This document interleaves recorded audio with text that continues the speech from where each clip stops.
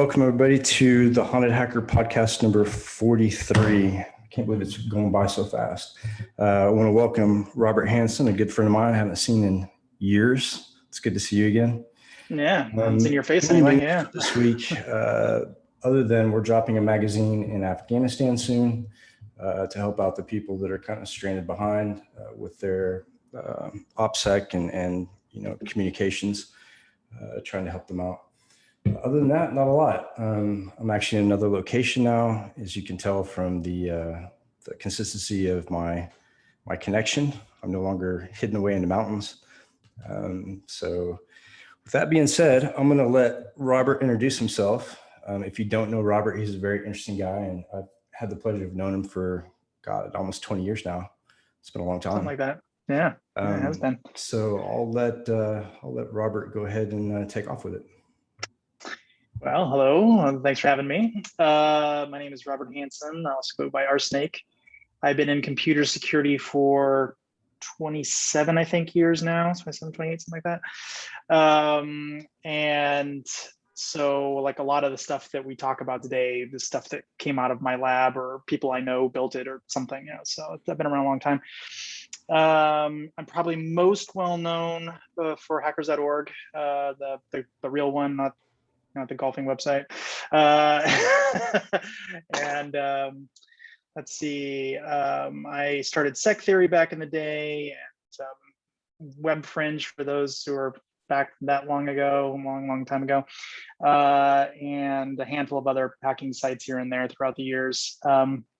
Most recently, I sold a company that I worked for, that I built actually outside Intel, to Bit Discovery. So now I'm sort of an acqui-hire that pulled my tech and me into the company. So now I'm the CTO of Bit Discovery, which is actually the CEO of that is Jeremiah Grossman, who a lot of you probably know. And we two have known each other for probably 20 years or something like that. So about that long. And he used to be the CEO of White Hat, so we were good friends because of the web application security scene. Just had worked with each other, and for probably 15, 20 years easily at that point. So yeah, so these days I've kind of moved a little away from web app sec roots and more into network sec stuff. A lot of OSINT. So yeah, happy to talk all about it. Whatever you want to talk about. That's pretty awesome. So we met at Black Hat, I guess it was 2006 at DEF CON, 2006 or 2008, it was a long time ago. Yeah, probably. And at that time, I think that you were with Jeremiah still at White Hat. 2006? Geez, what was I doing in 2006? Maybe 2008. I think I was at Sec Theory at that point, 2006. Okay. I don't know. I can't remember. It's a long time, right? Long time. Yeah, I still remember that night that we met. We were at the casino at the bar and swapping stories and shots of drinks and scotch and all kinds of good stuff. Mm-hmm. So you had an interesting background as far as the web hacking and you got involved with Hack the Pentagon at one point. Yeah, well, that's an interesting story.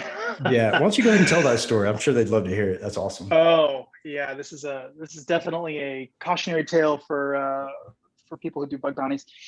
So I actually wasn't interested in the bug bounty at all. I really, truly did not care at all about it.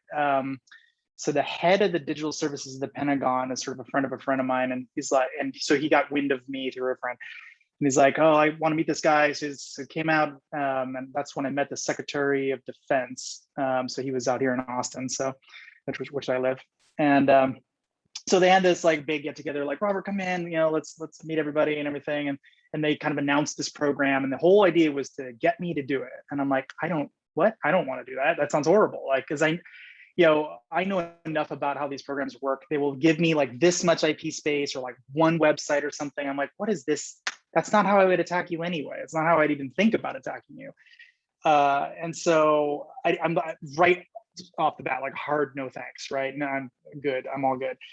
And so a guy who doesn't actually have the title of CISO of the Pentagon, but effectively he's one of the CISOs of the Pentagon.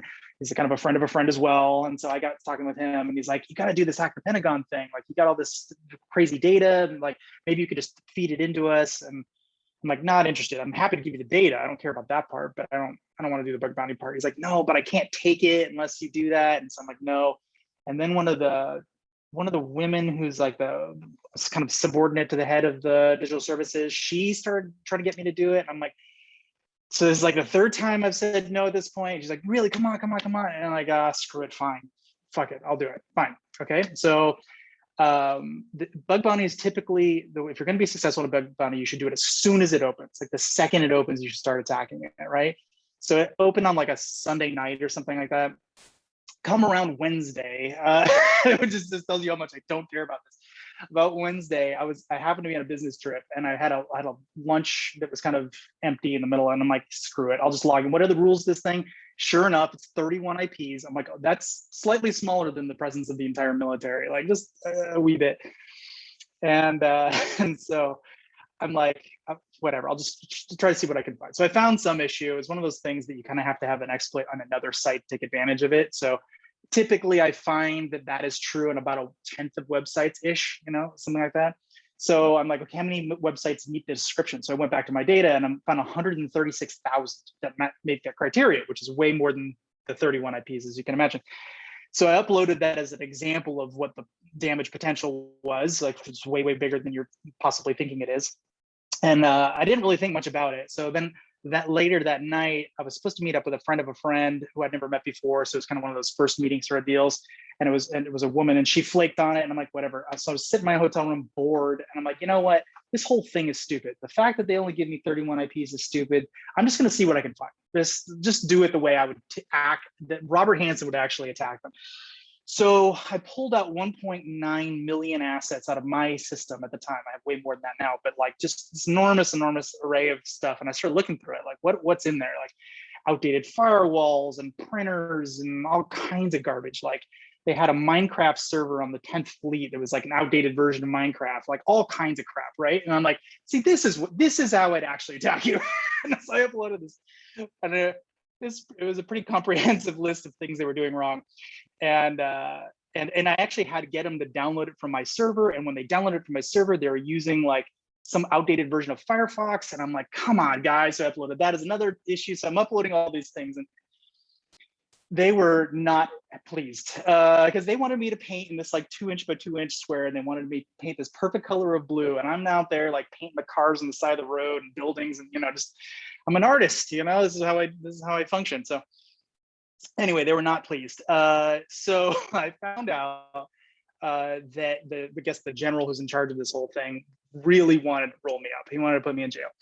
And so basically the CISO of the Pentagon, more or less, and these people who are super high up in digital services or whatever, basically said, you can't put this guy in jail. And I found out about that, and I'm like, you know what? I am livid, right? I'm like, I'm here like just trying to help you motherfuckers, right? I'm not actually trying to hurt you. If I was, you wouldn't ever know it, right? It's one of those things. And so long story short, they decided that they weren't going to roll me up, but they didn't tell me that. So I didn't actually know. And so later on, the head of the Army, the Secretary of the Army came out. And so they did the big dog and pony thing or whatever. But I was back in the green room before this whole thing started. And I started explaining to them, like you don't understand what it'd be, how bad it would be if you threw Rsnake in jail for hacking the Pentagon during Hack the Pentagon. If you did that, did you imagine like what the ramifications and backlash? It'd be like dropping a nuclear bomb on the Pentagon. What are you talking about? Like it would be open season. Like everyone would be hacking you. Like, this is stupid. So the second you roll up in black vans, like just expect your life to get shitty. Everyone involved in this gets shitty. It's just going to be really bad for you. Like, what are you doing? And I didn't even really attack you. I could have, obviously, but I didn't. Obviously I'm doing the right thing. And the head of digital services response says, well, first of all, it wouldn't have been black vans, it would have been camo vans. And I'm just like, motherfucker, ready to beat this guy up. And so I go out and I'm meeting with the head of the Army, the Secretary of the Army. And so he's like, yo, you don't look like a hacker. You were part of the, hack the Army thing or hack the Pentagon thing. And I start telling him the story, like just a kind of cautionary tale, right? And the woman who's the one below the head of digital services. She's like back there, like waving me off, like, don't tell them the story, don't tell them the story. And that's when I realized I was safe, because if they're trying to internally sell it, they're not going to want to roll me up. That's just a cautionary tale internally, like you shouldn't do this kind of thing. And so they won't do it. So at that point I knew I was safe, but it was sort of one of those, like, what are you guys going to do about it? So now they have a new policy at the Pentagon that says if you find an issue and you report it, then you're not going to go to jail. So me and one other guy, I went wide, another guy went deep. He went way too far in. He should have stopped where he was. We basically, the policy was created because of us. So you are now safe if you want to go attack the Pentagon, as long as you don't try to hurt them in the process. Absolutely love that story. Yeah, so I try to tell people, when we got started, there wasn't a whole lot of cybersecurity as it is today. Ethical hacking, that certified ethical hacker didn't even exist. No. Pen testing was just beginning on a legal basis. Yep. And in some places, WebAppSec didn't exist. It was CGI security back then. Yeah. I mean, there were so many things that came up that we helped kind of frontier and mold. And, it's really weird when I talk to kids in schools now and they're taking cybersecurity courses in college. Those things just didn't exist and the rules didn't exist. And I think at that same DEF CON that we met at, they filmed Hackers Are People Too. And that's what got me introduced to the FBI. When I was talking about how bad the Capitol Hill sucked and the laws that they were making were bullshit and a bunch of old men who didn't understand technology. So that kind of put me on the radar at the same time. I think a lot of us from that time period ended up on that radar simply because of the fact that it was new and we could do things that the government wasn't really sure about yet. Yeah. And now anything you do is illegal. So you have to be really careful. I ran into a dude who was one of the chief of staff of the under Obama administration. I think this was quite a while ago. And I was trying to explain to him how stupid it was that I can basically run a port scan and go to jail. I'm like, does that make sense? Like, I'm not trying to hurt anybody in the process. I'm just trying to figure out what's out there. And he basically, I mean, it was kind of a long story, but like he more or less just said, sucks to be first. Like they'll make an example out of you, you'll go to jail, but then everyone else will figure out that this is a dumb law. Like, that is not a good answer. And that's their method. That's always been their methodology too, which I found very shocking when I was younger. But even more so now, like, not only do they put you on a radar, but they kind of track you down. They let you know that they're there. So those of you who are listening that, are new into cybersecurity, new into pen testing, be really careful about your scope creep and going outside the lines, because they will nab you. And it's not a fun experience.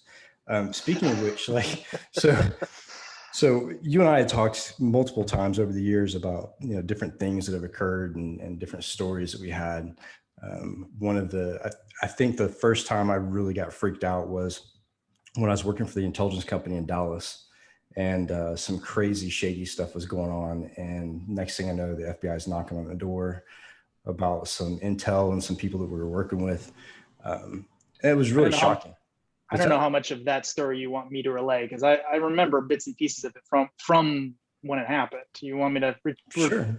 From your point of view, sure. I don't want to say anything out of school here, but sure. Okay. Well, so I can't remember exactly how it happened, but effectively you invited me up to come hang out or something.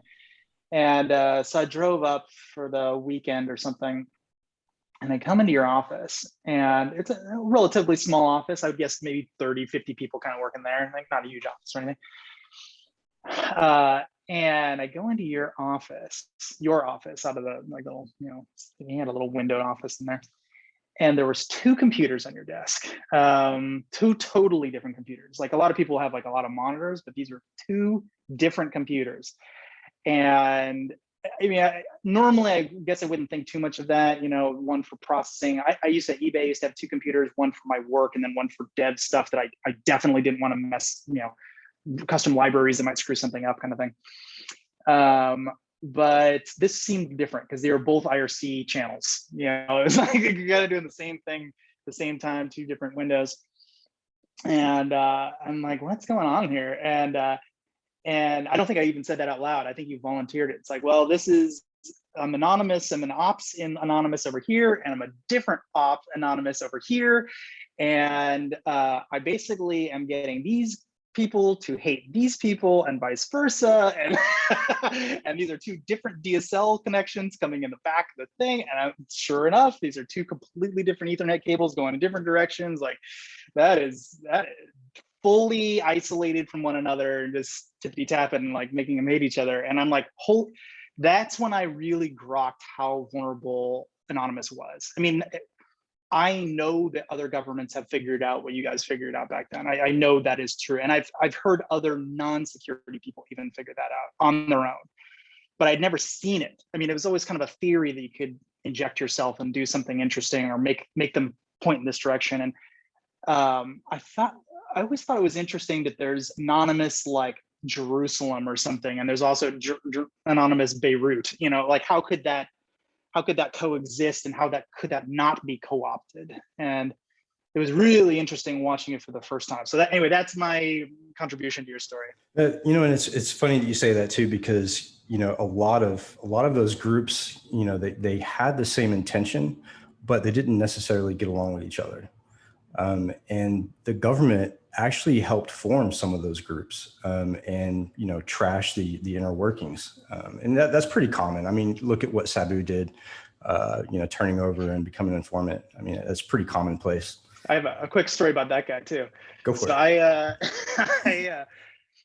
I was brought in by Stratfor to do their forensics work when that all went down. It was like the Christmas Eve, and I was up in Minnesota hanging out with my then wife, and got this call, and they're like, shit went down, like we needed help. And I'm like, it is literally like 20 minutes before we open presents kind of thing, you know, like it is like Christmas Eve.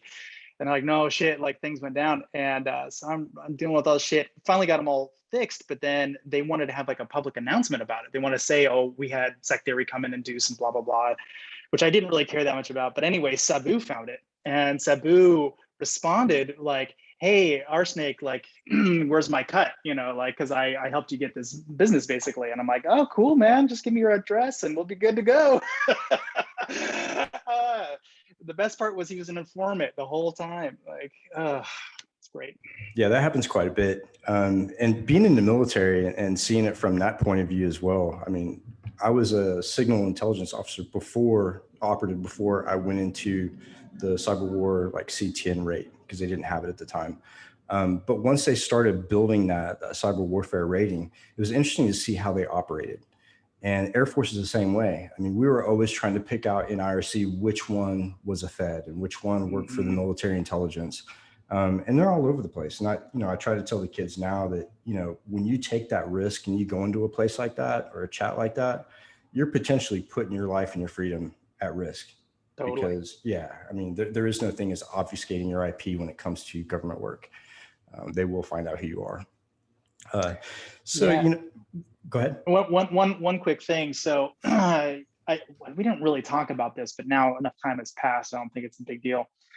Back when we ran hackers.org, we obviously had all kinds of crazy shit happening to that site constantly. It was probably the most attacked website per capita on Earth. I mean, we were getting something in the neighborhood of, you know, 20 to 50,000 attacks per day, you know, various different things, right? It's all kind of across the board, some networks, some, you know, just DOS stuff. Some of it was web attacks, some of the social engineering is like all over the board, right? Constantly under attack. Like worse than the biggest websites I've ever seen per capita, like on a, you know, how much traffic we got. And, but we also never used SSL-TLS ever. And we actually did that on purpose, because there was a lot of attacks that didn't work quite right if you were going from HTTP to HTTPS. So for the purpose of demonstration, it really wasn't advantageous to have an HTTPS site, despite the security implications of it. We weren't trying to be secure. We were just trying to keep the site up, more or less, because this is a hacking lab, right?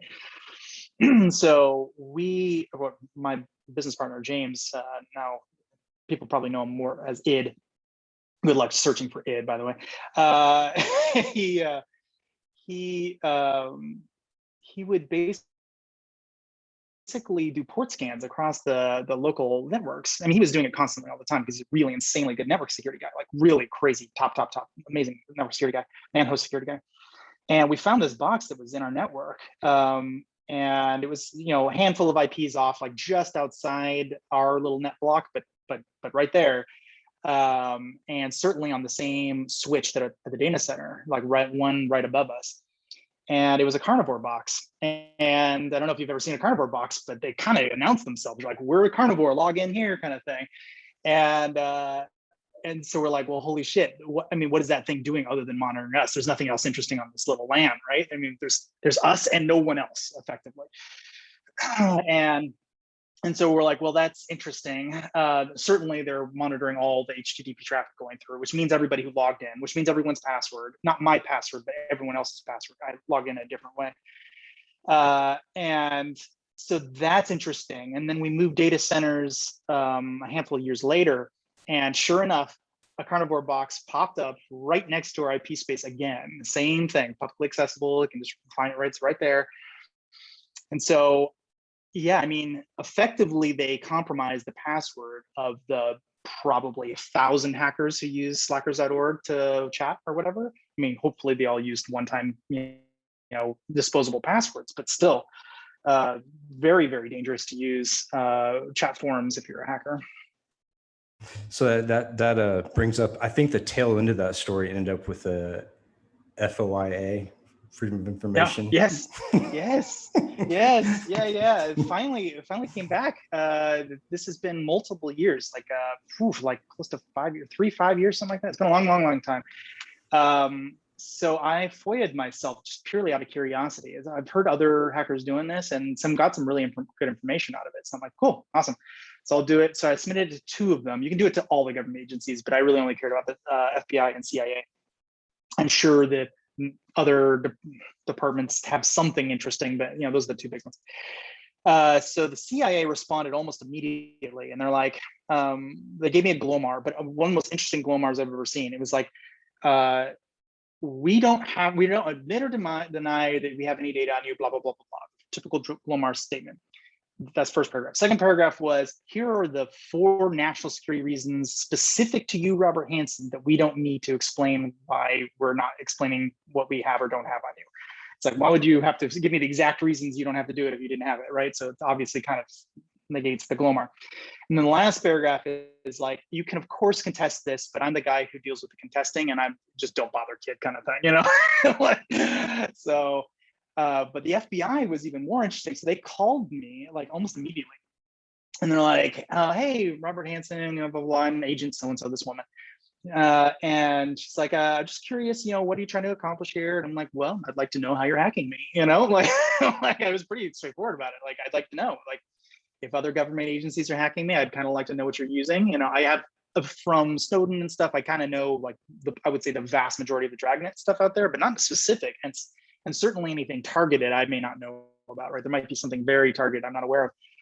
So I told her the truth. And then I got another phone call about maybe 2 weeks later, something from the local field office here in Austin. And it was sort of one of those, well, so what's the deal here? Like, what do you like, we do have a file because obviously we worked on the case of Sabu, for instance, exactly that kind of stuff. So the FBI was involved in that. So they have files with my name all over it, so we know each other basically. And so they're like, what's the deal? And I'm like, well, I told him the truth. And he's like, oh, you think people hack me? I'm like, dude, you're probably the guy who put that fucking carnivore box in my network. You're probably the guy who did that. What are you talking about? Don't lie to me. And if it wasn't you, it was one of your friends, you know what I mean? Like, and he's like, what are you talking about? I'm like, you're not pulling that shit on me. And so anyway, so a couple of weeks go by, and then they finally say that they've got all the stuff. So this is fast. This is all within like 2-3 weeks or something. They say they've got all the stuff now. It's waiting to be reviewed. It sat in that state for years, just years. And granted, there's a lot of like big stuff going on in the world. So I wasn't super upset that they were behind and backlogged and stuff. But like, I kind of like, I wonder if I sort of fit in this weird category, because I've been on the internet a very, very long time, about as long as you can be on the internet and have it matter from the FBI's perspective, right?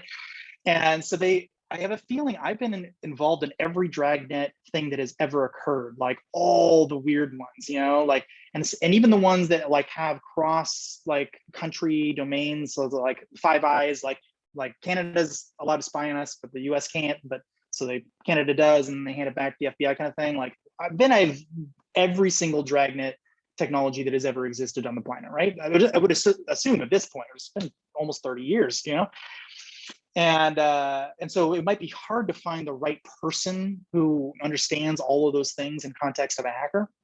So that was my theory. And then I asked them when am I going to expect this? It's been years now. And they said, well, it'll be like, never. There's 4 different groups. There's small, medium, large, and extra large. Extra large, think of it like Watergate or something.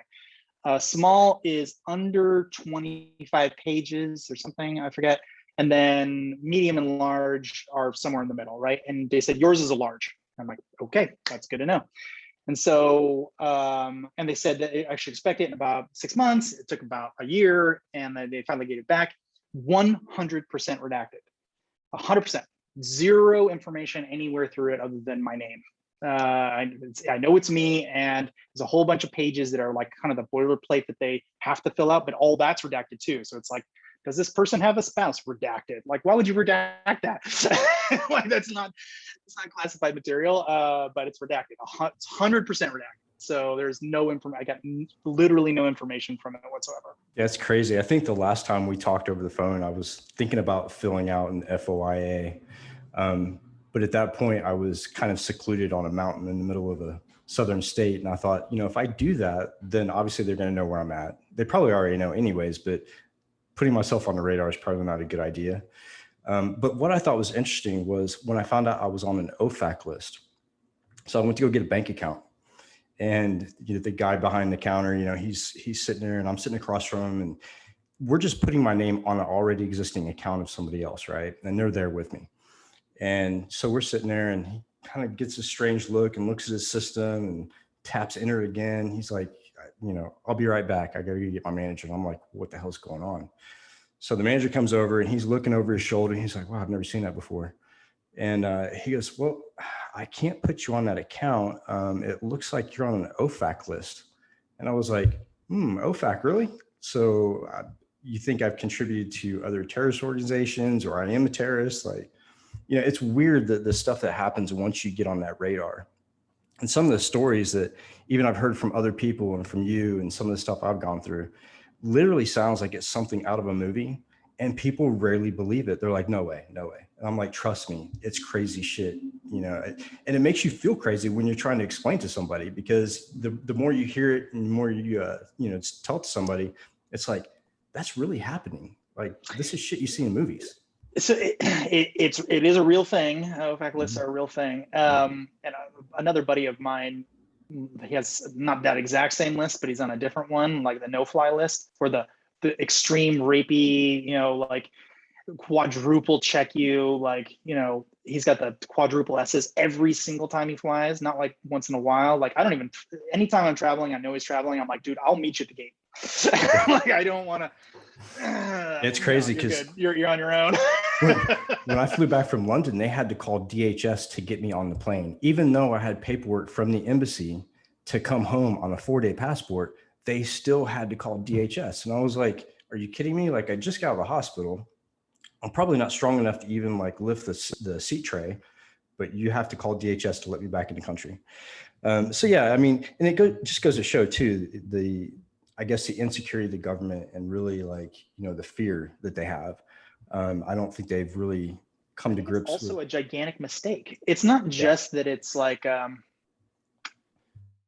it's a mistake. You really, in signals intelligence, you never want to relay that this information anyway. Like, that you should keep it to yourself. Like, this is operational asymmetry. You have this information. Why would you make it extremely obvious that you're under investigation? Like, it's just not smart. It's the kind of the same. I have the same opinion with people who block countries at their firewall. Like, what are you doing? Like, it's not like it's going to stop anyone in the country from attacking you. You're just going to find a proxy, and now you've made it 1,000 times harder to figure out where the bad guys are. Like, it doesn't make any sense to me at all. Yeah, that's funny that you bring that up too, because at work I run a blue team. I run a SOC now, and looking at some of the alerts and some of the recommendations from the devices that we use, and it's blacklist IP. I was like, that makes no sense. Why are we doing that in modern day 2021 blocking an IP address from communicating with a server. It makes no sense whatsoever. But it just goes to show it's that fear. And I think the reason why they let you know you're on those lists is control. You know, they make it very difficult for me to travel or even have a bank account. And I don't think it's, you know, an accident that, you know, they tell me these things and bring it out into the open. I think it's a way of saying, hey, we're still here. And by the way, you know, we're still pissed. So, you know, it's that type of control. So given, you know, I guess the temperament of cybersecurity now and looking at ransomware and some of the other attacks, what would you say is the next biggest threat when it comes to cybersecurity? Well, let me answer your question by answering a completely different question. Because this is something I've been thinking a lot about, and I'm not 100% on this whole thing. So, but I'd like to soft throw it out there to the group, and feel free to tell me I'm on crack. But let me just tell you the idea. So, I've been a vendor to a lot of different companies. I've probably personally sold at least 100 enterprise deals. So I've dealt with small, medium, and really even very, very small little companies.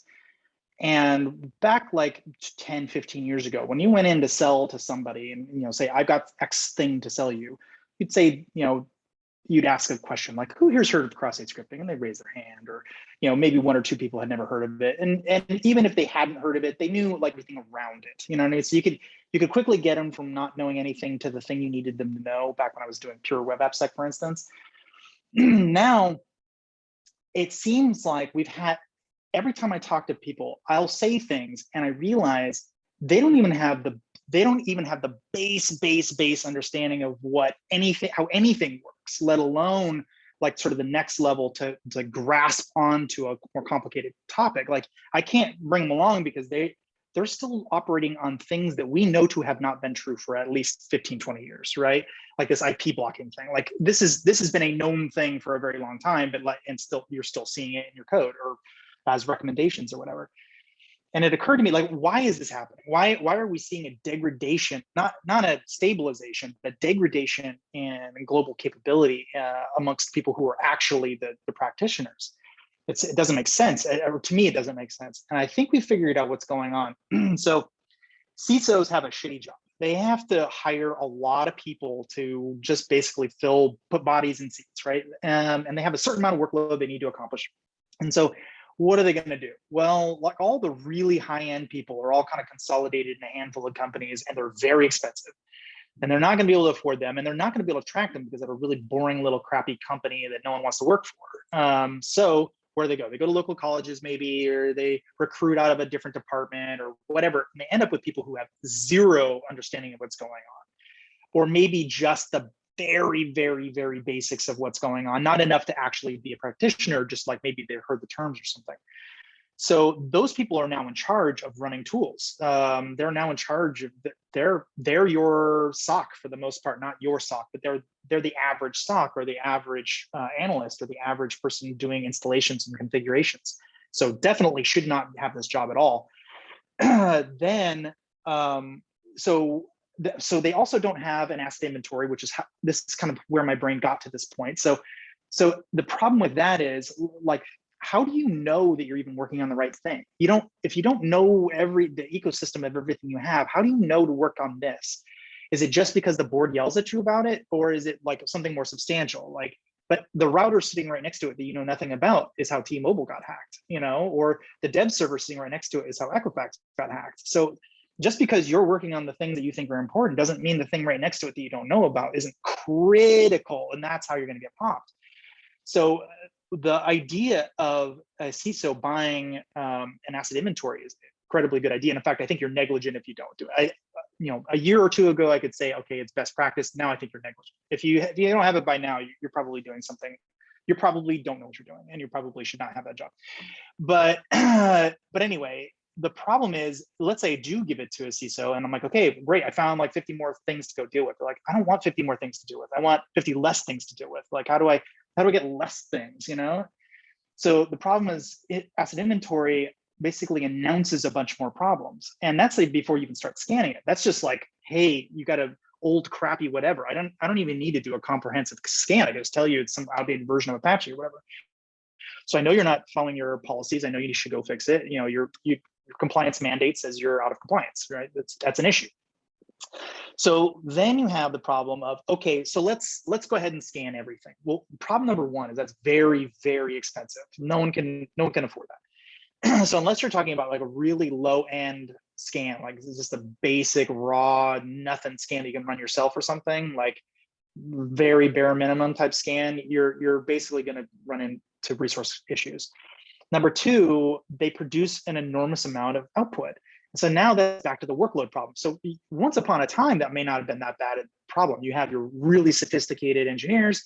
They were like really, really on top of it. And the problem is they're worse now.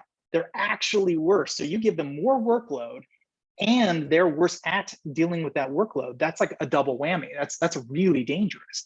Like now, what are they going to do? And prioritization's all messed up. So all these scanners produce red light, green lights, like red, green, yellow, green, or whatever. And you don't know, what does that mean? Like, is a green on the home page the same as a yellow on a dev server? Or is like, are they different? Are they better? Is it worse? Like there's no, and if you use something like Nessus or something, you might end up with exactly the wrong information. Everything's informational is remote root exploit. Everything that's critical is a false positive and not worth thinking about. It just depends, right? And so these scanners are a mess. And then we talked to one of the scanner companies and we asked them, like, what happened if I gave you 100,000 more assets to go scan from one company alone? Just there's 100,000 assets. The answer it was not encouraging. They're like, well, we're currently doing like tens of thousands. So like this would be an order of magnitude more scan for one client, not all their clients, just one client.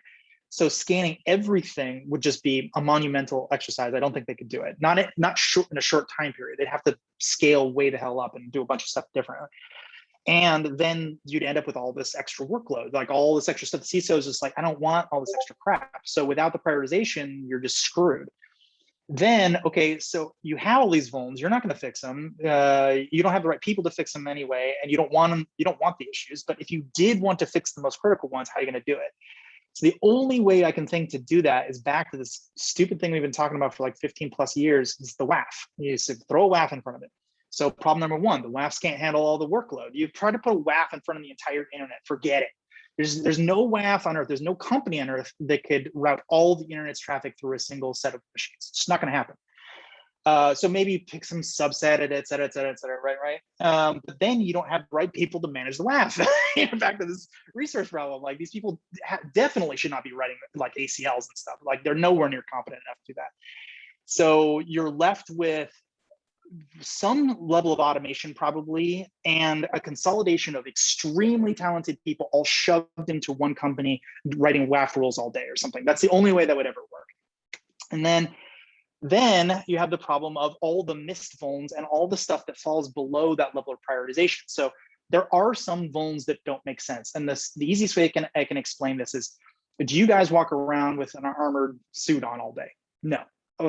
Could something come and hurt you without an armored suit? Yes. Okay, so you've accepted that there is a risk. You've also accepted that it's not a big enough risk. The ROI isn't there. Business has all the same kinds of issues, right? And so if you know that some issues aren't worth fixing, that's great. But then what? Like, are you just going to leave it there forever and I guess I'll just deal with this latent risk that's hanging out there? You've got to have some level of insurance. And the problem is right now, the insurance industry, they're doing so well, they're out of insurance. You can't get it anymore. Like people are like, oh, should I get it? Good luck. Go ahead and try. I think it's Lloyd's has like the biggest book of insurance out there in the world, cyber insurance. And they sold it all. They have none left. There's no more cyber insurance that can be bought by anybody from Lloyd's. So good luck finding it. Next year, yeah, sure. I'm sure they'll increase it and there'll be more hanging out there, but they're very worried because you can have black swan events where like everyone gets popped all the same time, you know, on Apache struts where all this, you know, tens of millions of dollars worth of risk are just hanging out there. So they're very concerned. In fact, there's a lot of rumors that they've been losing money on cyber, which means they need to improve their premiums. And so that industry is still kind of trying to figure itself out, and they don't have any idea what the relative risk of anything is yet. They're still trying to figure that out. They have no idea what prioritization is. They have no idea what anyone owns, because the companies don't know that either. So I think it's an amalgam of all of that problem is what the biggest threat we have is. Because if you could fix the incentives that the CISO has, I think a lot of those things would start getting knocked down by virtue of just pure capitalism. Like people are like, oh, you want to buy 100,000 more licenses to our scanner? Great. Like I'll go knock something out and make it work or whatever. But without the incentives all making sense and all the technology kind of being in place to support it, a lot of automation, a lot of really intelligent automation, I just don't see it happening. I really don't. Yeah, I've got a similar question to you as well to this one. I found this presentation by Sec Theory, and I think you're the one. You're the one that presented it as well, and it's actually called Top 10 Least Likely and Most Dangerous People, I believe, on the internet. That's the end of the presentation. So, and that's something similar. What do you think the lists have changed? Because I will post in the group chat. Oh, I'm sure it has. I'm sure it has. This In is fact, very that's a great one for the. Because I think the least likely part was actually very interesting part because I didn't expect to see some names on the list. Yeah. If you can mention some here that would come up to you, maybe top 3, you know, and maybe explain to us how you perceive it, because this is very different to what you usually see if you Google like top 10 most dangerous people. You expect some of the names, for example, that we mentioned today during the chat, you know, or some common news article type of names, you know, but the list you have here is completely different. And that was actually impressed me that I would never think about that. Yeah, it was all like, I'll give you, I think the actual title of the presentation, if memory serves, was something like top 10 list of most dangerous people you've probably never heard of, or something along those lines, or least known or something like that. Like for instance, I think maybe I put it in there, I'm not 100% sure, but the people who own com.com, that is an incredibly dangerous thing that exists and we all just seem to be totally okay with. So the reason I know this is actually dangerous and not theoretically dangerous, once upon a time, a buddy of mine bought csuchico.com instead of csuchico.edu. And the amount of email he got was astronomical. Like he had to dedicate an entire machine just to deal with all the inbound typos coming in just from that one typo squat. And he was nice about it. He would tell people, hey, you got the wrong address and stuff and try to help them out. But like, imagine if you weren't nice, right? And so com.com exists and people type things wrong. They type google.com.com fairly frequently. Like people don't realize it, but they're just typing too quick or cut and paste wrong or whatever, that kind of thing. And the problem with that is once upon a time, a com.com domain wasn't that big a deal because there was nothing on it. There was no website. There was nothing. There was absolutely nothing. There was no ports open. It was just sitting there. Someone bought it. I don't know who bought it. Someone bought it. And now 425 is open. And now the website's open. And so now they're getting referring URLs. Now they're getting email, like all the stuff. And God knows what's flowing through that system. And so whoever runs that, that's a hell of a hack. Sure, it was expensive, but you probably more than made your money back. Yeah, for sure. I don't know who's good. Who's got some good stuff out there that I worry about? What about the 14-year-old who did hack the Pentagon just recently and won the challenge?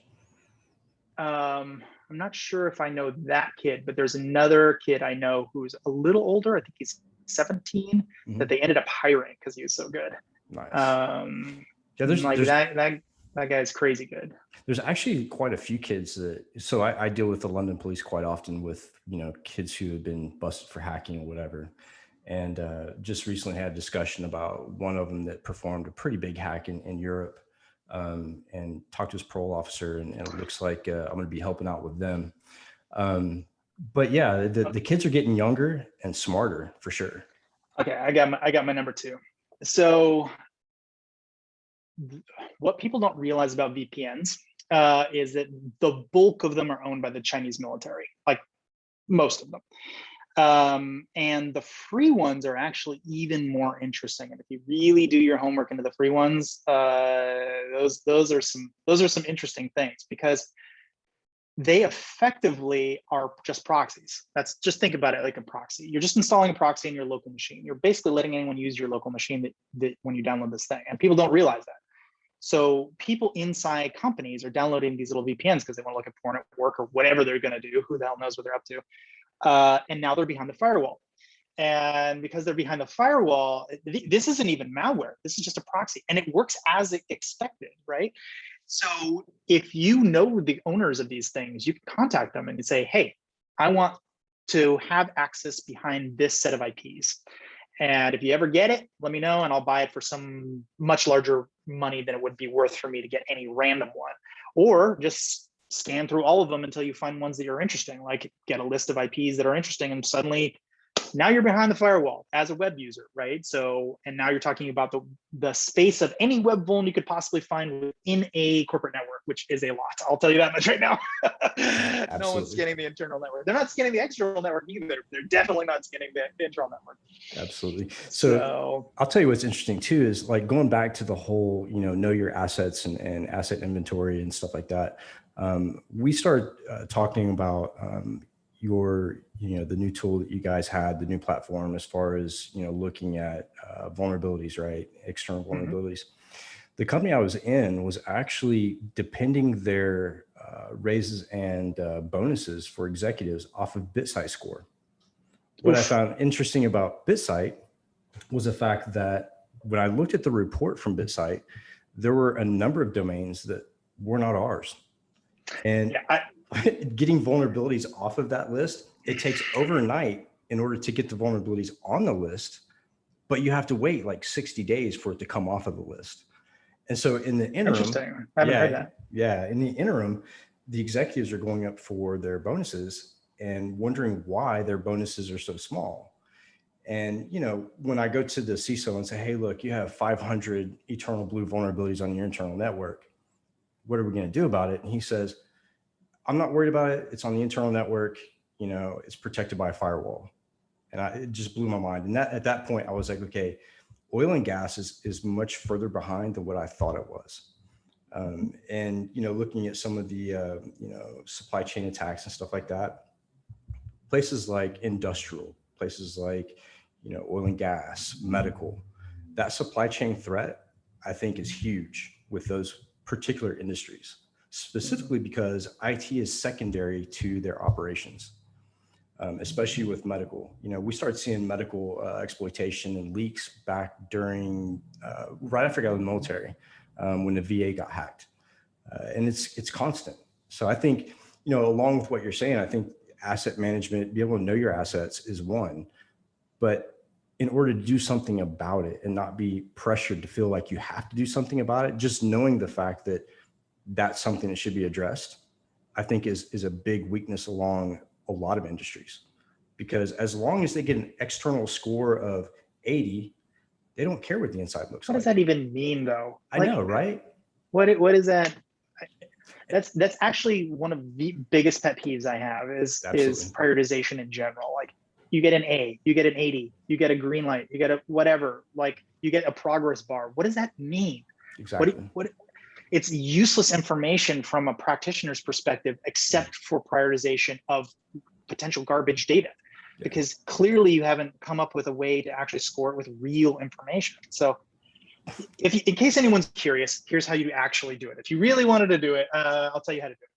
So first, you need to know what the asset's worth. Now that is complicated. I'm not going to say that that's easy, but let's say the asset's worth $1 million or something, or say it's 10 million, just so we can have easy numbers.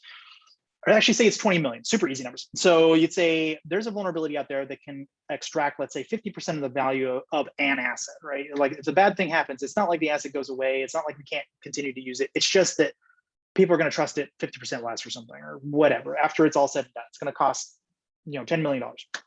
Okay, so now you have $10 million worth of risk sitting out there. Well, what's the percentage likelihood of that happening? Well, that might only be 50% again, right? So now it's $5 million worth of risk over, let's say, a 24-month period or 12-month period or something. Okay, so you have an approximately $5 million risk hanging out there. Well, how much is it going to cost to fix? Well, it'll cost, let's say, $500,000 to fix. All right, so you're saying if I give you $500,000, blue team, you can save me $5 million worth of risk. What is the ROI? It's 5 million divided by 500,000. that is a very strong ROI. Now, if the numbers were inverted and I said, well, it's going to cost me $5 million to fix this $500,000 worth of risk, I'm like, what are you why would I ever do that? Like, that doesn't make any sense. Like, that's a very negative ROI, or very, 0.000 whatever percent ROI. So as long as the ratio is above 1, it's a positive ROI and you should go do it. And the higher it is, the larger the ROI is on the thing. And then you can just stack rank them and say, okay, that's the order in which you should fix things, because that is the highest ROI for the amount of money that I put in. And then you can aggregate it. You can say, look, Mr. CFO, I would like, $2-3 million worth of actual cash to fix the $50 million worth of liability we have hanging out there. And they're going to say, okay, kid, I don't believe you. Let me show your math. Let me see your math. You're like, okay, here's the math. You show the math. I'm like, yeah, you were all wrong. Like, you don't know how this is more fully loaded, and they'll move the dials around a little bit. And then they'll go, okay, it's really $3 million, not $2 million. Like, fine. Can I have $3 million to fix a $50 million worth of risk? Like, fine. And you never had to use the word SQL injection or command injection or remote file includes or any of this weird computery technology that CFOs have no idea about. You can just say money. I need money to fix money. Like, I need more, and then you can have a direct ROI to the business. You're like, look, we just saved $47 million this quarter or whatever, and they're like, holy shit, that's a real thing. You did a real thing. Instead of thinking about security as a cost center, you start thinking about it as a truly removal of liability. And liability, if you're going to get your company acquired, for instance, is super duper useful because it's a multiple. So let's say you're a small-ish company and you're like, okay, I want to sell my company for $10 million. Right, great. Well, how much liability do you have out there? We have $1 million worth of liability. Okay, well, and what's your valuation? It's multiple is like 10 times or something. So we want to sell for $100 million. Okay, I would like $10 million discount because you have a $1 million liability hanging out there, which is multiplied by 10. Now your company is only worth $90 million. Like, that is real money. That is really money. Now, I don't think M&A teams have fully figured this out yet. Thank God, because we have time, but we don't have much time. They're gonna figure this out. So if you keep things in dollars and cents, you can have a real risk program that actually is based on actual real dollars and cents risk, and you can get your CFO and business unit on page with what you're actually trying to do. Red light, green light is not a good strategy. I don't know why so many tools have still clung to this. It's horrible. What's funny is it failed with the military as well. So DHS, the terrorist threat level, red, yellow, green, it was all bullshit anyways. I mean, that whole idea fails every time. So Kim had an interesting question she sent me. She says, what are your thoughts on whether or not cyber insurance is actually causing ransomware increasing due to these policies? So I was involved in a ransomware incident not long ago on the IR side of it. And they had their cyber insurance come in. We couldn't do anything until they consulted with cyber insurance. Cyber insurance came in, said, let's talk to the attackers and let's negotiate. That's always the first thing I hear from insurance companies. Not, hey, how can we dig out without having to pay this ransom? It's always, how much are they asking for? And let's start negotiations. So come to find out, we were able to go into a specific type of technology, release those images, roll back the date to where they were clean images, and be able to deploy them and pretty much save them a lot of money. But even the secondary IR company that came in and took over, they were so focused on the threat actor. And we've had communication, we've made contact with the threat actor, and they're asking for this amount of Bitcoin, right? And then the company, of course, is like, well, it's kind of high. Let's focus on getting back operational. So then they would come back, and this is an IR team. This is a team that specifically specializes in IR. And they come back and they say, okay, well, the threat actor contact us again. They've decreased the amount that they're going to pay or that they're requesting. But we want to tell you that the only time threat actors do that is when there's a possibility that they'll come back and attack again. So they're all concerned about how are we going to utilize your cyber insurance instead of, hey, how'd they get in? Let's go ahead and roll back the clock and tell the threat actors go fuck themselves.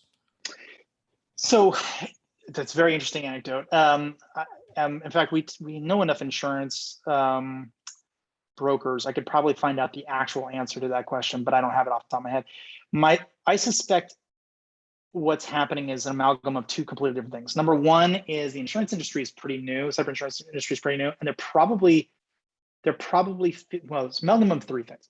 They're new, so they don't know what they're doing. Part one. Part two is they need to have a certain amount of payouts because they need to understand that there is a market and what the market actually is. And if you don't have payouts and if people can't advertise, my bacon was saved by virtue of insurance, it's very hard to get other people to buy. So they need claims. So I can see why the insurance company would just jump on it, go for it, like go ahead and pay it because they need a certain amount of claims going through the system. And number three is if the IR team is correct that, let's say you don't do a particularly good job of coming up with a clean image. Like, let's say you think it's clean, but they backdoored the clean image, or they have something sitting off the side that's sort of a sleeper, process or something that can go and attack you once you reinstall or something. There is a potential risk of that payout going much higher by virtue of a bad faith exercise or something. So maybe there's some anecdotes that I'm not aware of, because a lot of this stuff's going to be hidden behind NDAs, where that it was advantageous to be forthright and just pay. I just don't know the answer. Yeah, it just seems like, the ransomware is increasing, and I think it's mostly because of the fact that more companies are paying, more cyber insurance companies are paying. And the interesting part of that whole incident was the fact that I saw the trickle down from the insurance agency to the other IR company.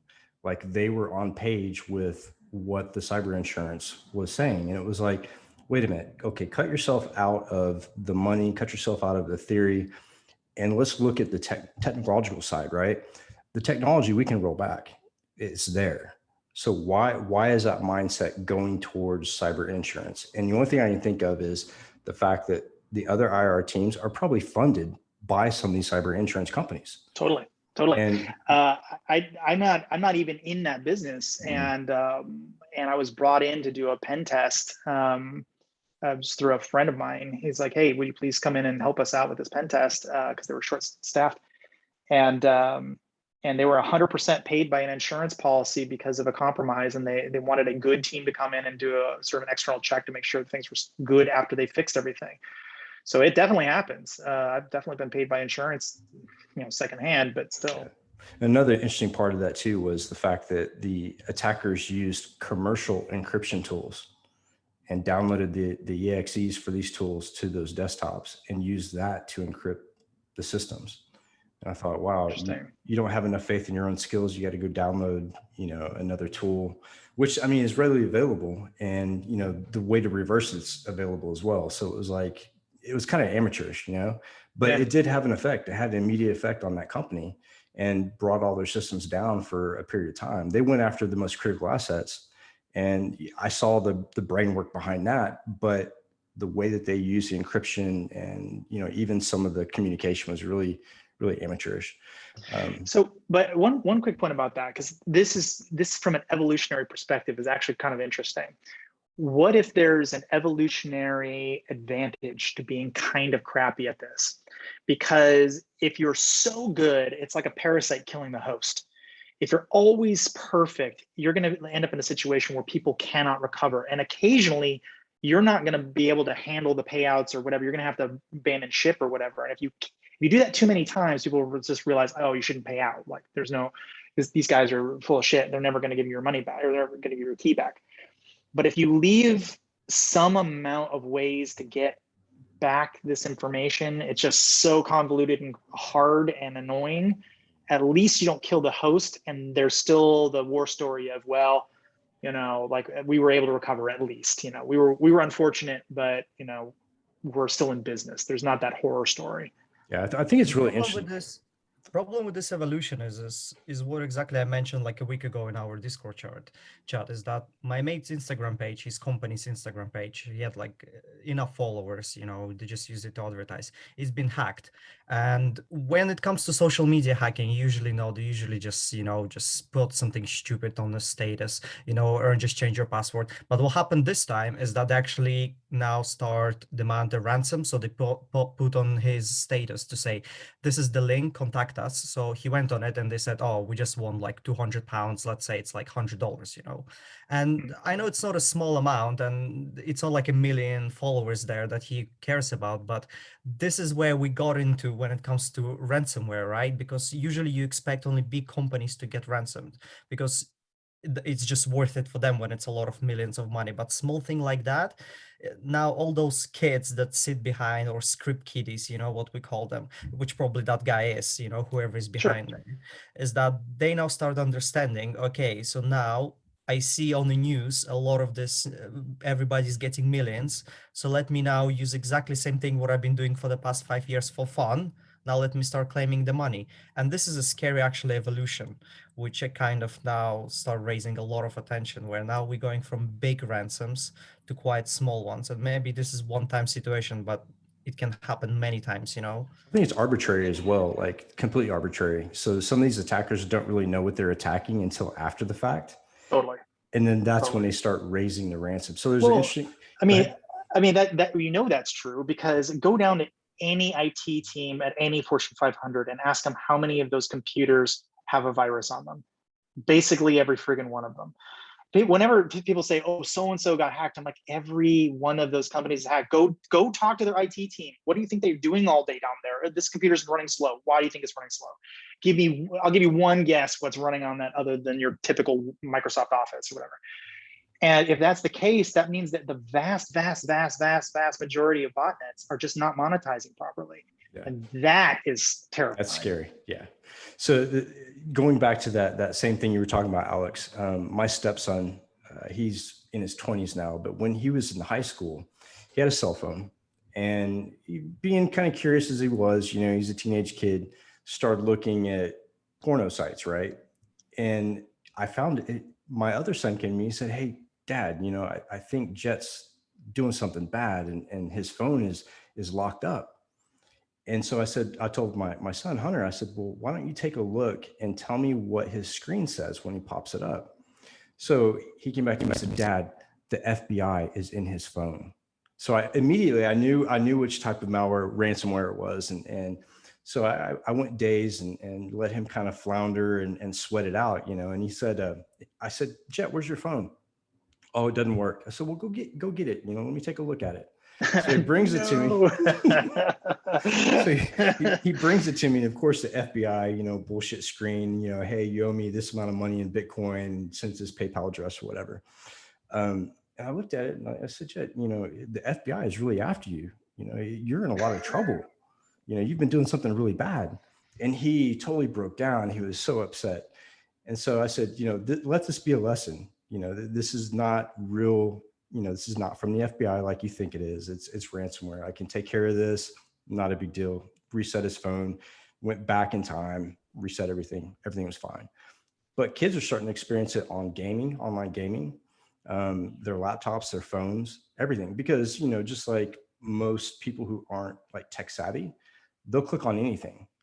Oh. And it seems like back in the day, most of that was click on a link, you get shell code, and you pop the shell somewhere. But now it's transverse from popping shells to getting ransomed, and I think we're going to see a lot more of that. Just like the pipeline hack, those guys had no idea what they had compromised. No clue. Yeah, I don't think so. No clue. And when they did realize it, all of a sudden the bounty went up. They're like, oh shit, we've got critical infrastructure now. So I think we're going to see a lot more of that. But I think you're right, Robert, about, being perfect all the time.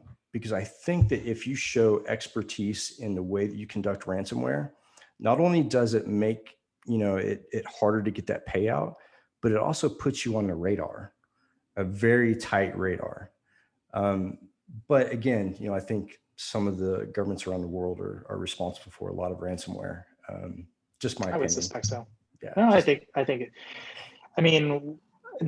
this isn't ransomware specifically, but when the biggest fraud that I've ever heard of to date is something called surf fraud. And it's basically, you go and you figure out someone's information and you file their taxes on their behalf and you get it sent to somewhere, right? So the refund, like maybe $5,000, $10,000 or whatever on average. And that just basically flows to some country that's not you, basically. And the estimate is it is about a $4 billion a year fraud, billion dollar a year fraud. And from the estimates I've heard from the people who work on this, they think it's about 100 people total doing it. So find me 100 people that can launder $4 billion every single year. It's got to be a nation state, 100%. There's just no way. I remember this one time, this is a brief story. I remember the one time I popped something, and this isn't like a little trivial thing. This is like the worst thing you could possibly think of from a monetary perspective. I had access to effectively all the money that transacts across all these banks and banking systems. And I'm just sitting there, and the sum total of all the money that's being moved around, I don't even want to use the number because people will think I'm lying, but it was an enormous number, right?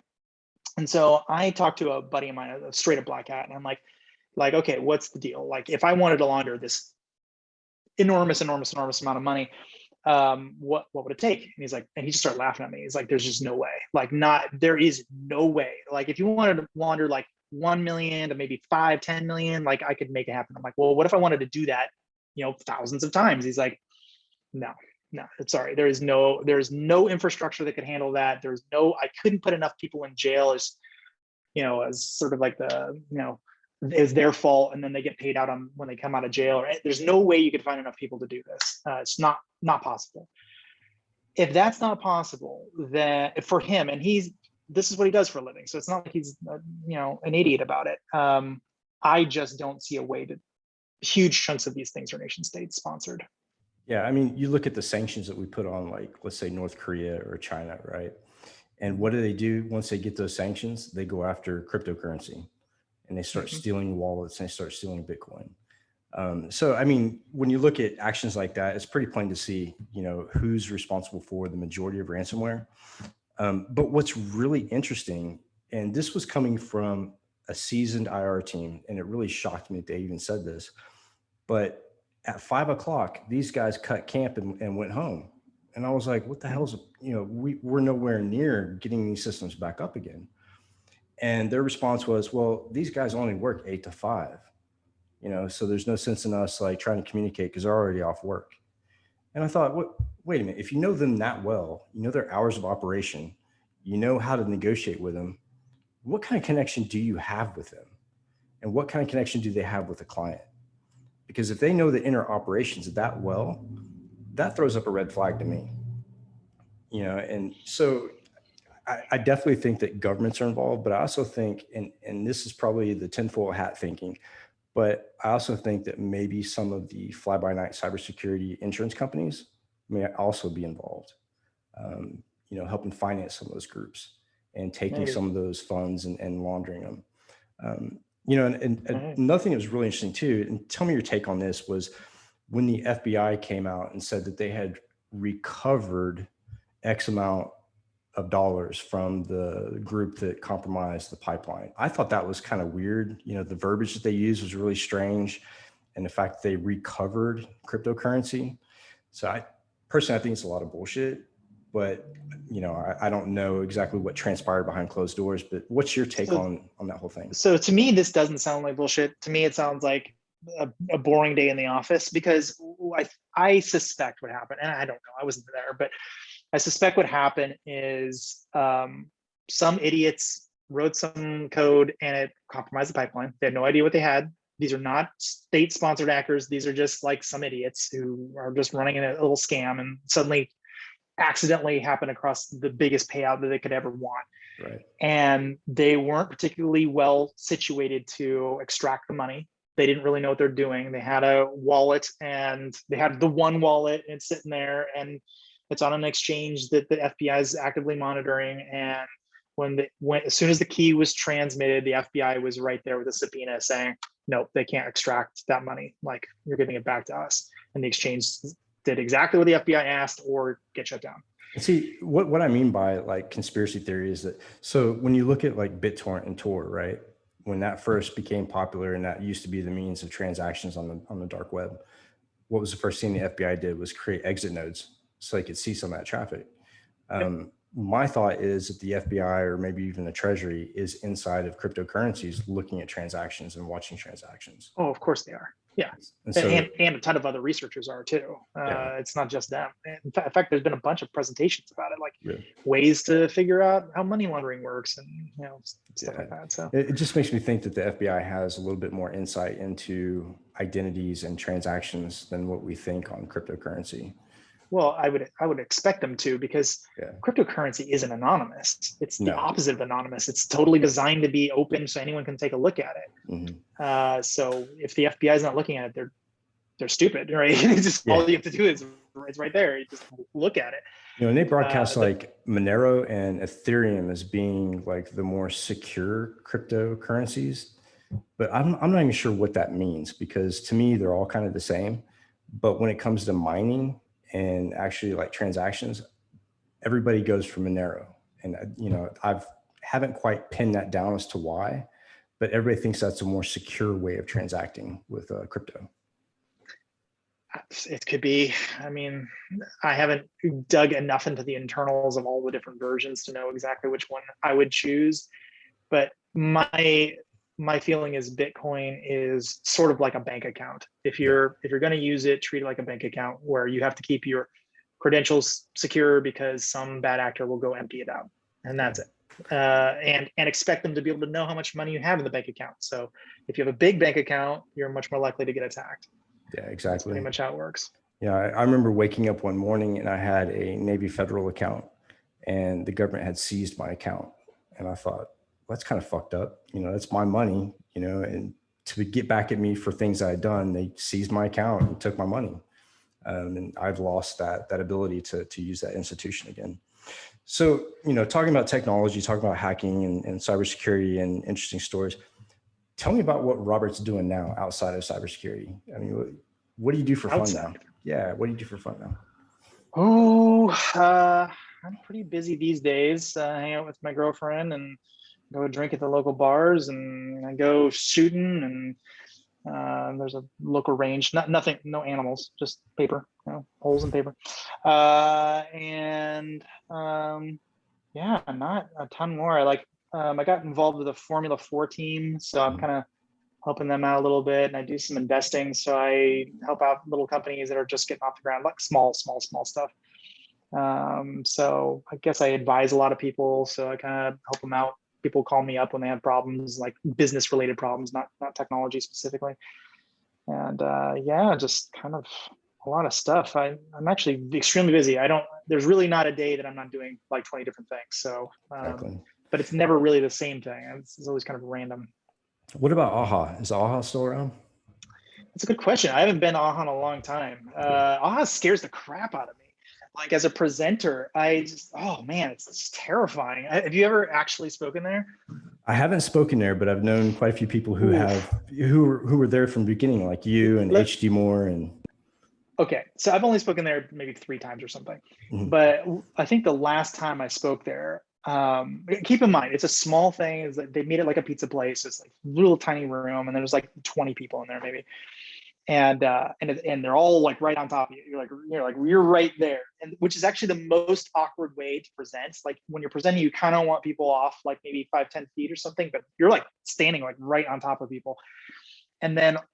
You're not mic'd, which is really bad from a presenter perspective because you're not any louder than anyone else. So anyone talks, they're like talking at your same volume. It's really scary because like anyone says anything and everyone looks at them, and now it's very terrifying. But anyway, and then you have all these like really, really good hackers in there, like actually good hackers, like H.D. Moore is just one of them. There's a bunch of them in there. They're all very good. And so I did a presentation about like something I could do in JavaScript space, like decloaking in JavaScript space or something. And what I didn't know is that H.D. Moore had built decloak.net. And so he just straight out and says, and by the way, H.D. Moore is a very nice human being, by the way. If you don't know him, he's really, really nice. But like, he just like with deadpan, like I invented this, blah, blah, blah. And he starts telling me how it works. And like, I'm like, oh shit. Like, I had no idea. I know nothing about it, but he was saying enough things that I was picking up what he was saying. And I'm like, but that's in Java though. So this is JavaScript, which, has different implications, blah, blah. It's looking at me like narrow eyes, like, should I kill you? One of those. It's like, okay. Like, I'll allow it kind of thing. I'm like, God damn it.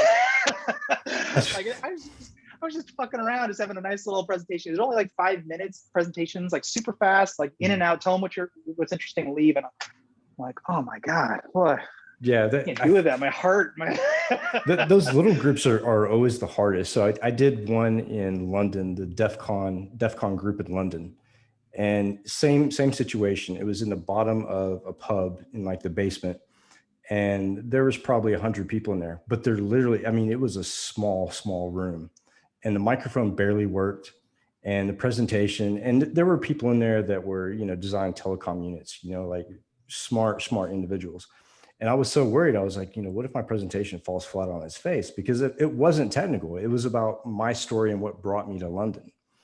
And so halfway through it, you know, I'm looking at face, you know, how you kind of gauge the crowd and try to see, you know, how many people are connected.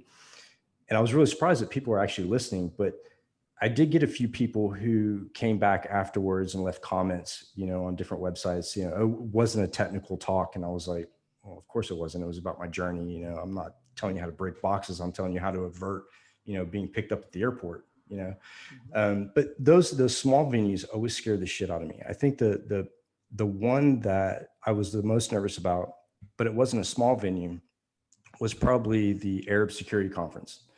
And it was in Egypt, but I wasn't physically there. They took me out on a laptop and stuck me on a podium, and I could see the audience through the camera and they could see me on the screen.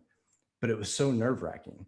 And I think we talked before I started doing public speaking, and I was totally like nervous. I got kind of thrown into it and was like, oh shit, I have no idea what I'm doing. And I think it was you who said, you know, when you stop getting nervous, that's when you need to stop talking. And so, you know, I cling on to stuff like that, like you and Tom Ryan and some other guys that we kind of grew up in the scene together. You know, I rely on you guys as being a mentor. And yeah, I think that, you know, we all run into those scary situations when it comes to public speaking. And, you know, I try to tell people that I work with, you know, some of the kids coming into cybersecurity, start a project, you know, start some research, publish some white papers, you know, make yourself pertinent, right? Make yourself relevant, and then take some speaking engagements, because that being able to communicate the thought process to a group of people, I think is the most beneficial in anybody's career. I think it helped me get outside of my shell and kind of forget some of the shit in the past and move on. And I think it's therapeutic as well. But like at Black Hat, watching you at Black Hat and watching you work the crowd at Black Hat is impressive. I've always been totally intimidated by speaking at Black Hat. DEF CON, no big deal. Black Hat, different story. Yeah, it's not for everybody. No. I would say if I were giving people like coming up advice, like, you know, just starting off their career, just, you know a little bit, but not enough to be dangerous yet. I'd say number one is build a website. And I don't mean like a GeoCities website where someone did all the work and you're just typing stuff in. I mean, literally get a box. You can, you know, an EC2 instance, they're free now. You can just get one. Raspberry Pi. Get one, install Apache Nginx or something, and install your favorite programming language, learn the programming language, and then build a flow, build something, build like a login page, a registration page, a sign-in page, like a forgot password flow, like a search function, and then like one or two other things, right? Build a website, like all the components of a website, all the graphics, all the text, all the forms, all the stuff, right? Database behind it all. And then tell all your hacker friends that it's secure and see what happens. And like, just go ahead and hack it, go for it. You will learn more in that handful of days and weeks that you probably could in any amount of schooling, because an actual hacker who's going after that stuff is going to find all kinds of weird stuff that you just couldn't have possibly thought of without, you know, being experienced in it and actually doing it. And then, yeah, I think you should go and present about it. Like, okay, so here's what happened. I threw down the gauntlet. I told my hacker friends that this was unhackable, you know, just to see what happens, learn stuff, and here's how they hacked it. And by virtue of telling people, verbalizing the words, that the things, you actually learn a lot just about how to phrase things, how to make a story, how to interact with the crowd. And it will teach you more about how to sell yourself and how to sell your ideas than just about any other way. If your ideas suck, but you can sell them, Like you'll get good idea, you'll get bad ideas out there in the world. If you have great ideas and you can sell them, they'll be out there in the world. But if you have good or bad ideas and you can't sell them, you don't matter. It just doesn't matter. So you gotta practice. You gotta focus on, getting out there and talking to people. Yeah. And you can do it small. You could, like, AHA is kind of an extreme example, actually. Yeah. I wouldn't start someone there. But just your friends, just go and take them for a drink and say, guys, I just want to do a presentation. And I still do this today. I actually come up with something pretty freaking nasty. And I just wasn't sure, because there's a lot of moving parts to this thing. And so I grabbed a friend of mine. I'm like, dude, I just needed another set of eyeballs on this. Am I crazy? And he's like, after the whole thing, he's like, I just hope you're wrong. It's really bad. I just hope you're wrong. I don't know if you're right or wrong, but I just hope you are. And that's great feedback. I'm like, okay, well, I better quadruple check my work, And so that's a way to kind of get over those jitters. But what I wouldn't recommend, and a lot of people do this, I wouldn't recommend memorizing your speech. A lot of people try to do that. It still boggles my mind. Or they'll try to read off something, Right. Like, I don't mean like a PowerPoint slide. I mean literally all the text. And the problem with that is you sound very rehearsed and no one will believe you. They just tune you out. They don't want to hear it. Like, if you want to do that, just send them the freaking paper or whatever. Don't read it to them. Yeah. I think that's one of the things that I found shocking was I would give the same talk in multiple cities, and I would see people from the previous city going to the city I'm in to watch the talk again. And I asked them, I said, why do you come to the same series of talks multiple times? And they said, because every time it's something different. And I think that's what makes a good speaker, is the fact that you know your story, you know what you're trying to communicate, but every once in a while I'll have a new thought pop in, or I'll remember a certain incident and I throw that in there. And I try to get kids to think about it as a story, and I think that's really important, to be able to get those kids to communicate when they get into cybersecurity at the very beginning, because then that way they can communicate with board members, they can communicate with C-levels. Especially pen testers, getting them to communicate with the results to a board or to a CISO. The first time they do it, or just to some client, right? Yeah. You're sitting on the other side of a table with somebody who does not want to do anything. First of all, they're very, very, very lazy, and they're sure you're wrong. Yeah, 100%. So you have a way uphill battle. Yeah. So getting into to practice public speaking actually helps them in that way. And that's kind of what we do in Haunted Hackers, try to get people that, are coming into cybersecurity and teach them, which route to go, or give them some sort of, little advice. So I really appreciate you giving that to the listeners. But we're at the end of the hour, actually hour and a half. And I think that we could probably go on for hours between you and I, but we'll save that for a glass of scotch and a cigar at some point. And I'm glad to see I'm not the only one turning gray. It's a lot of stress. A lot of years, man. A lot of years. So a lot of years. But I appreciate you coming on, Robert. I'm finally starting to look my age. Yeah, me too. But I appreciate you coming on, and you're welcome anytime you want to come back. And if you want to co-host an episode with me, for sure, man. Anytime. Love to. Cool. All right. See you, everybody. Take it easy. Thank you. Bye, guys.